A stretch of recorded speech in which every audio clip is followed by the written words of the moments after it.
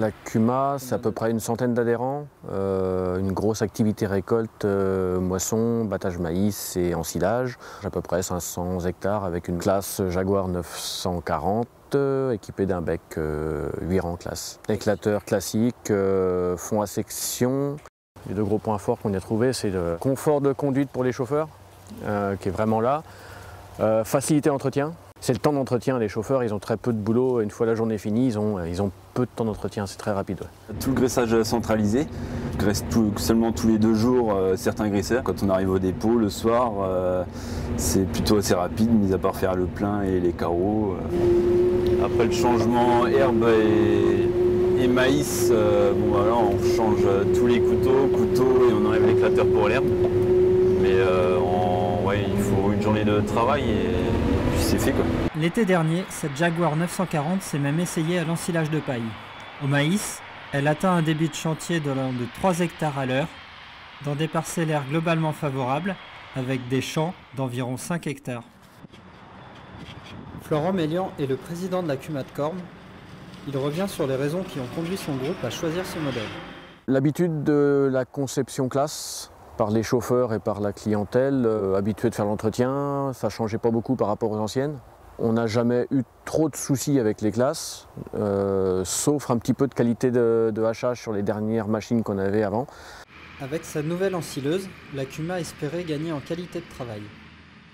Qu'en est-il réellement de ce point de vue-là ? Tout est bien, qualité de propreté au champ c'est nickel, débit de chantier c'est ce qu'on attendait. La qualité d'éclatement est nickel, on ne trouve pas de grains pas éclatés, il n'y a pas de bout de feuille, bon, il y a quelques petites chics mais c'est pas, ça va pas être en refus, c'est assez tendre, par contre ça c'est un refus obligatoire, ça les vaches elles laissent. C'est son principal défaut, c'est quelques soucis de qualité aussi d'eau.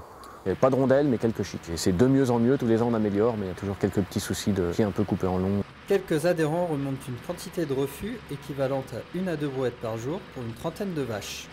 C'est pas énorme, mais c'est désagréable. En qualité de coupe, en grosseur de coupe, avec la chambre d'alimentation Vario, on fait ce qu'on veut. Le reste est très bien s'il n'y avait pas ces morceaux-là. Face à ce problème lié à l'alimentation du rotor, la CUMA a déjà porté des améliorations à son bec Orbis. On a fait 3 modifications. La dernière était les 2 tambours sur les 2 grandes toupies, vraiment pour canaliser le maïs.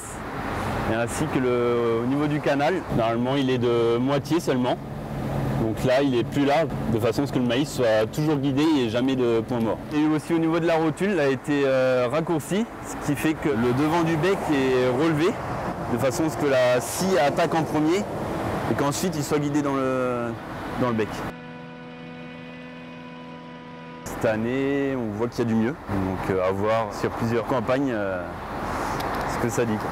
En 2018, les éleveurs de l'Est sartois ont constaté une évolution rapide de la maturité des maïs fourragés les plus précoces.